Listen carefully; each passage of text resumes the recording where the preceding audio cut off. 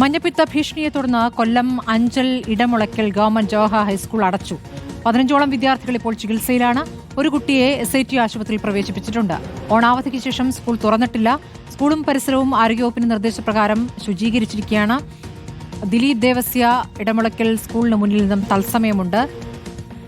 ദിലീപ്, ആ സ്കൂളിന്റെ പരിസരം എങ്ങനെയായിരുന്നു? മഞ്ഞപ്പിത്ത ഭീഷണിയെ തുടർന്ന് സ്കൂൾ തുറക്കാൻ പറ്റാത്ത അവസ്ഥ, ഈ ഓണാവധിക്ക് ശേഷം കുട്ടികൾക്ക് മുഴുവൻ അസുഖം ബാധിക്കുന്ന സാഹചര്യം അത്രത്തോളം വൃത്തിഹീനമായ സാഹചര്യമാണോ?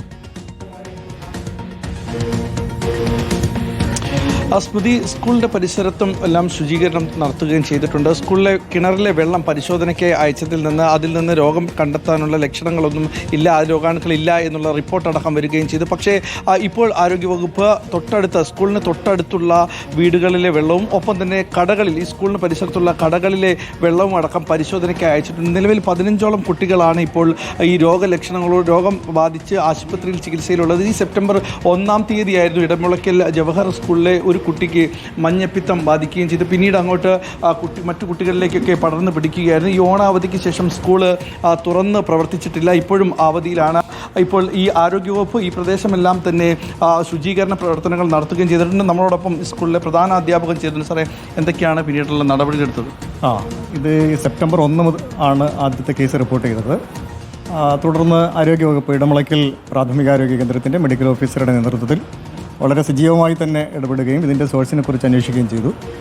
കഴിഞ്ഞ ഈ ഓണം സമയത്ത് വെക്കേഷൻ ആണ് ടീച്ചേഴ്സ് എല്ലാം കൃത്യമായി ഇടപെട്ട് പനിയോ ഛർദിലോ ഉള്ള കുട്ടികളെയൊക്കെ പരിശോധനയ്ക്ക് വിട്ടു. ഇന്നലെ വരെ ആയപ്പോൾ 20ഓളം കുട്ടികൾക്ക് ഈ രോഗം ഉള്ളതായി അറിഞ്ഞു. കുട്ടികൾ വെള്ളം കുടിച്ചത് അങ്ങനെ എന്തെങ്കിലും സ്ഥലങ്ങൾ പറയുക എന്ത് ചെയ്തിരുന്നു? ഇല്ല, സ്കൂളിൽ ഞങ്ങൾ കൃത്യമായി ക്ലോറിനേഷൻ ഉൾപ്പെടെ നടത്താറുണ്ട്. സ്കൂളിലെ വെള്ളം പരിശോധിച്ചു, അതിൻ്റെ റിസൾട്ട് ഇന്നലെ കിട്ടി. അതിൽ ശരിക്കും കോളിഫോം ബാക്ടീരിയയോ അങ്ങനെയുള്ള യാതൊന്നും തന്നെ ഇല്ല. ശരിക്കും ഉപയോഗയോഗ്യം എന്നുള്ള സർട്ടിഫിക്കറ്റാണ് നമുക്ക് തന്നിട്ടുള്ളത്. മാത്രമല്ല, സ്കൂൾ പ്രവേശനോത്സവത്തിൻ്റെ ഭാഗമായി ജൂൺ 1 മുന്നേ തന്നെ കിണറും എല്ലാം വൃത്തിയാക്കുകയും ക്ലോറിനേഷൻ നടത്തുകയും അത് പരിശോധനയ്ക്ക് അയക്കുകയും അതിൻ്റെ റിസൾട്ടിലും തികച്ചും ഉപയോഗയോഗ്യം എന്ന റിപ്പോർട്ട് തന്നെ. കുട്ടികളുടെ അവസ്ഥയ്ക്ക് ഇപ്പോൾ എങ്ങനെയാണ്? കുട്ടികൾക്ക് ആർക്കും ആശങ്കപ്പെടേണ്ട അവസ്ഥ ഒന്നും തന്നെ ഇല്ല. ഇതിൽ 3ഓളം കുട്ടികൾ നെഗറ്റീവായി. വളരെ കുറച്ച് കുട്ടികൾ മാത്രമാണ് ആശുപത്രികളിലുള്ളത്. ബാക്കി കുട്ടികളൊക്കെ തന്നെ വീട്ടിൽ. കുട്ടികളുടെയൊക്കെ വീടിൻ്റെ പശ്ചാത്തലങ്ങളും എല്ലാം പരിശോധിക്കാൻ ആരോഗ്യവകുപ്പും സ്കൂൾ അധികൃതർ എത്തിയിരുന്നു. തീർച്ചയായിട്ടും ആരോഗ്യവകുപ്പ് എപ്പോഴും ഇടമുളയ്ക്കൽ സ്കൂളിൽ ശുചീകരണ പ്രവൃത്തികൾ നടന്നിട്ടുണ്ട് എന്നുള്ള കാര്യമാണ് സ്കൂൾ അധികൃതർ വ്യക്തമാക്കുന്നത്.